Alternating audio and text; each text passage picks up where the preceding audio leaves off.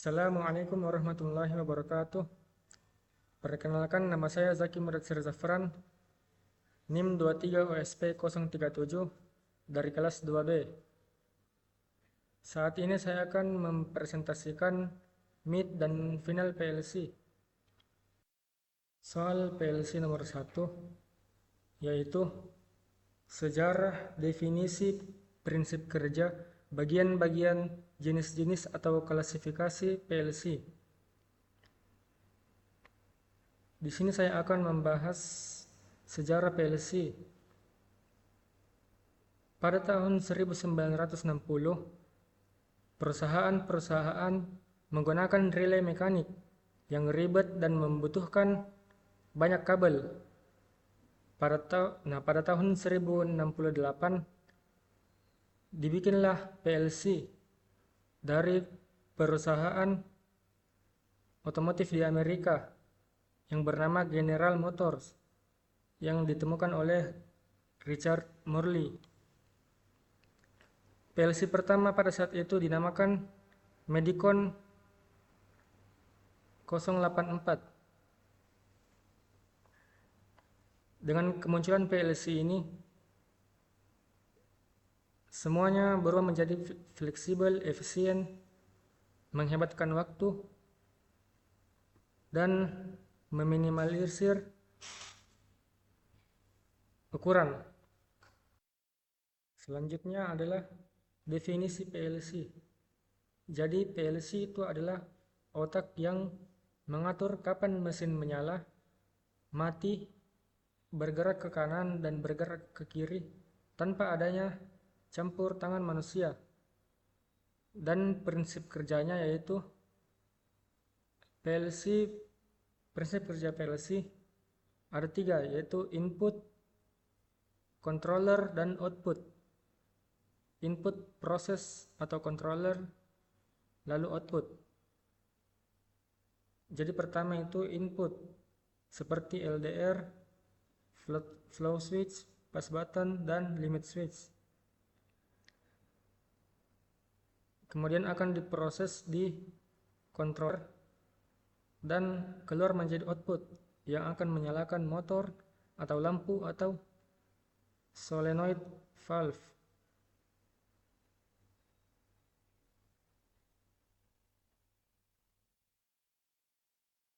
Sekarang adalah bagian-bagian PLC. Yang pertama adalah CPU yang berfungsi sebagai otak PLC yang akan memproses instruksi dari program. Dan yang kedua adalah unit input output, yang dimana input unit itu untuk menerima sinyal masukan seperti sensor, push button, dan output unit itu untuk mengeluarkan sinyal,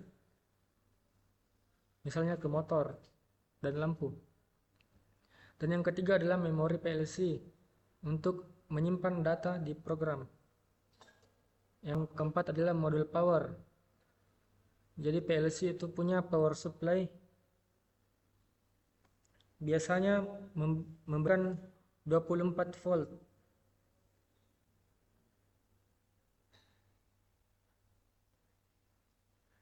Kemudian yang kelima adalah programming device, yaitu PC atau alat untuk memasukkan program ke PLC. Dan selanjutnya ada communication untuk mengkoneksi ke perangkat lain seperti HMI atau jaringan industri. Dan yang terakhir adalah indikator LED.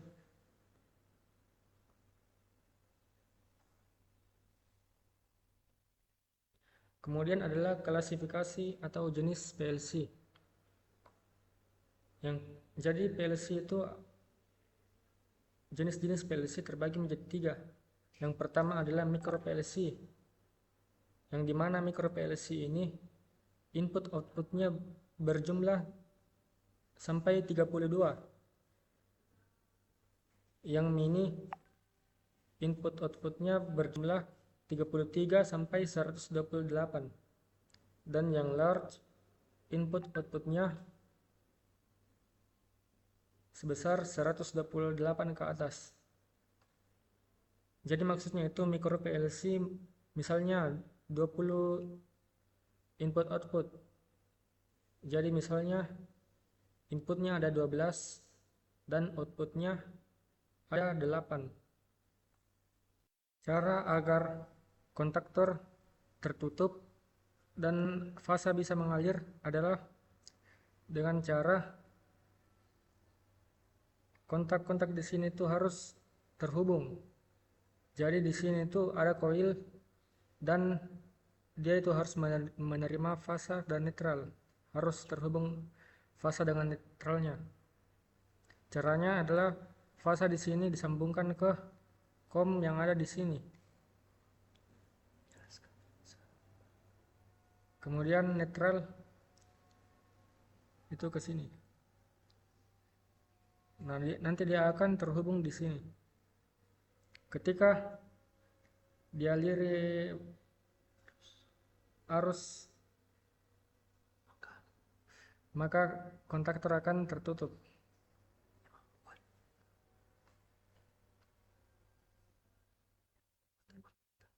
Yang membuat motor berputar. Jadi cara agar kontaktornya tertutup itu harus dibuatkan program seperti ini.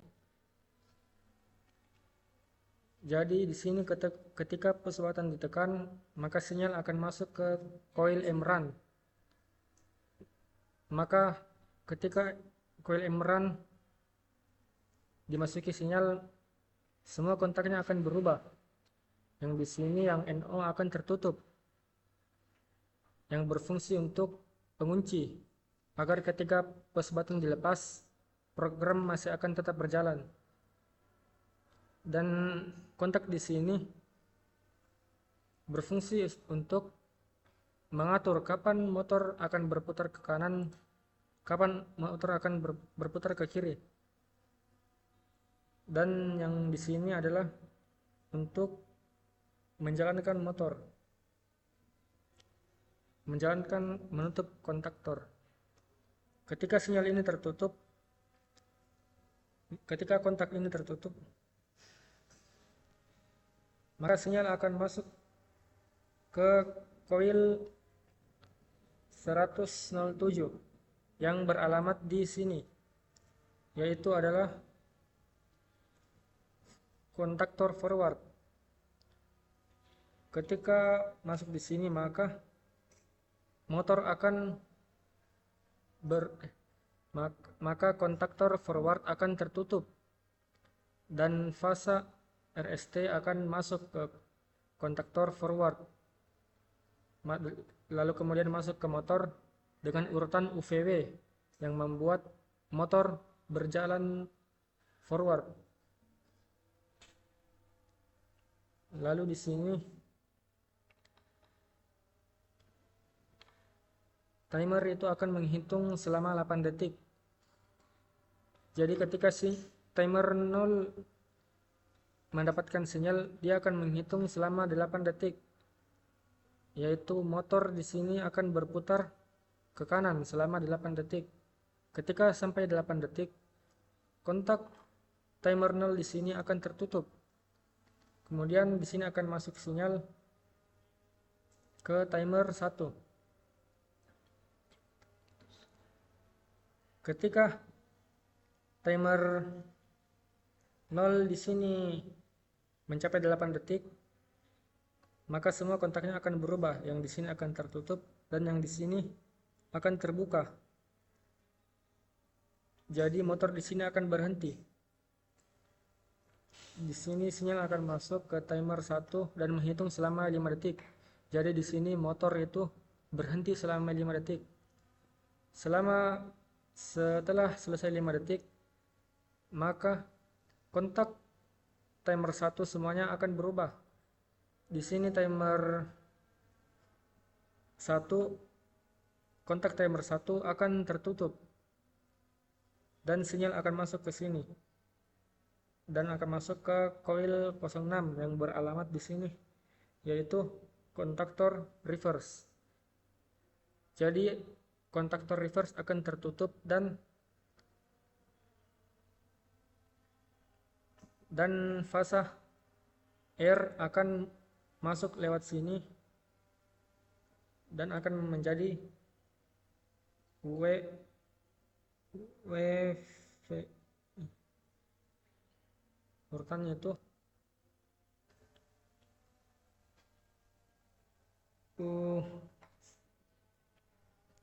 urutannya WUV dan motor akan berputar reverse. Nah, di sini akan menghitung lagi sampai 8 detik. Jadi motor akan berputar reverse selama 8 detik. Ketika 8 detik setelah selesai, maka kontak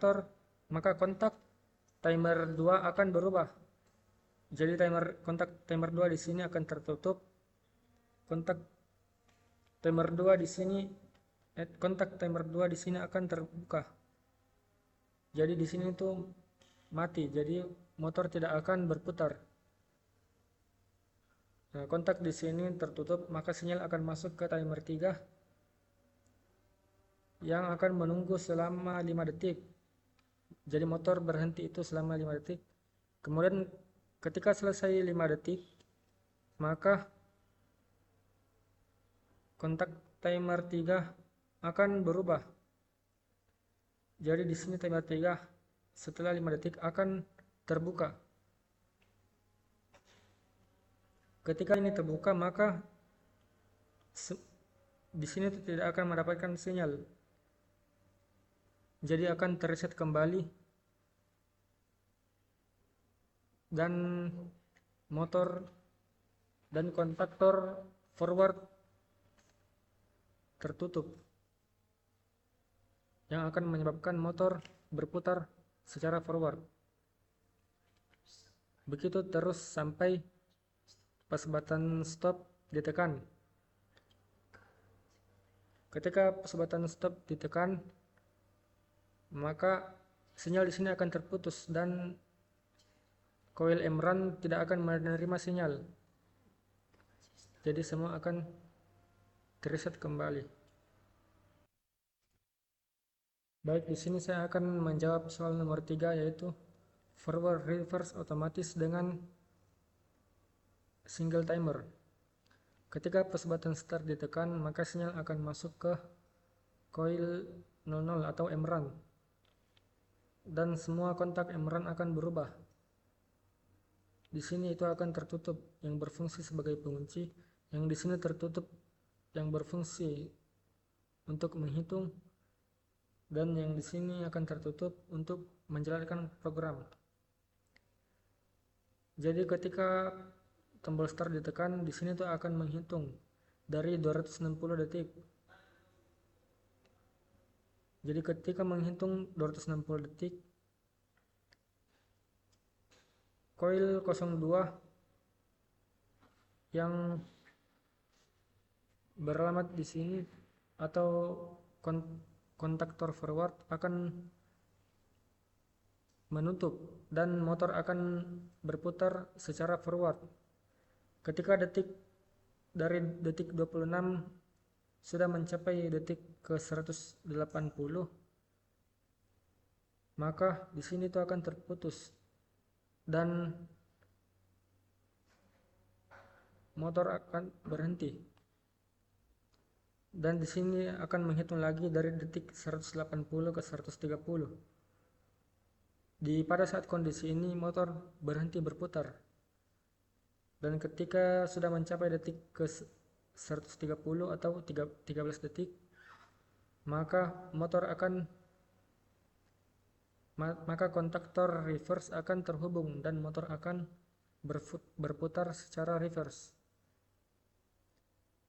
Ketika detik di sini sudah mencapai ke detik 5, maka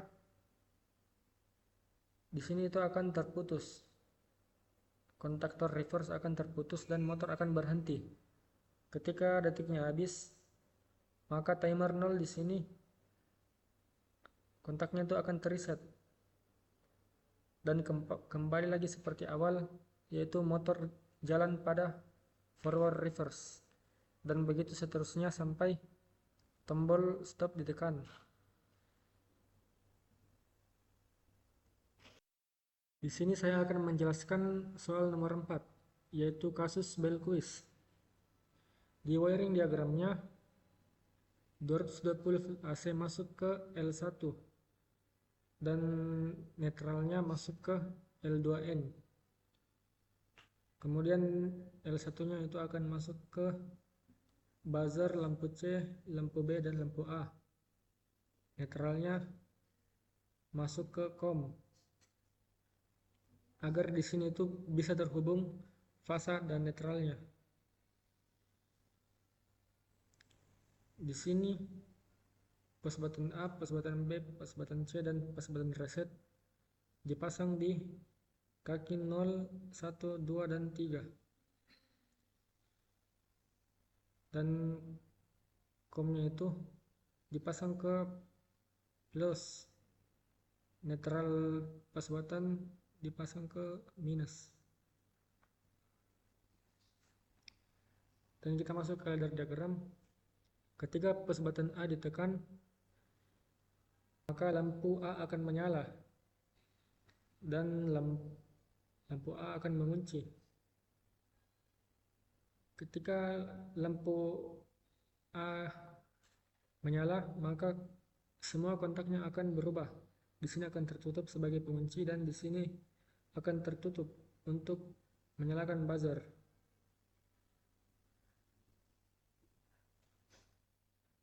Dan ketika push button B ditekan, maka lampu B akan menyala dan akan menyala terus karena ada pengunci, dan lampu B, kontak lampu B di sini akan tertutup dan kemudian menyalakan buzzer. Begitupun dengan push button C. Ketika push button B ditekan, maka push button B akan menyala, lampu B akan menyala dan buzzer akan menyala. Dan tidak bisa diganggu oleh lampu A dan lampu C karena di sini ada interlock.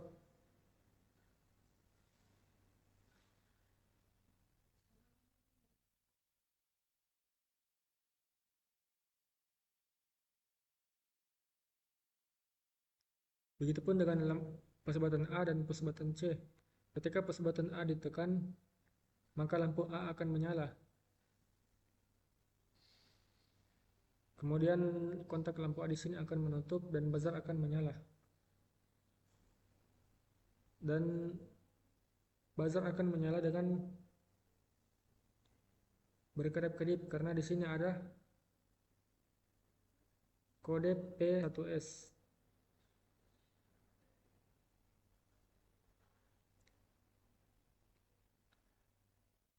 Dan di sini adalah push button reset yang digunakan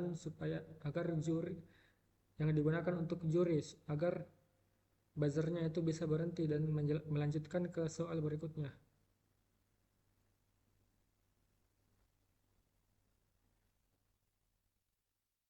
Baik, sekian dari saya. Lebih dan kurangnya mohon dimaafkan.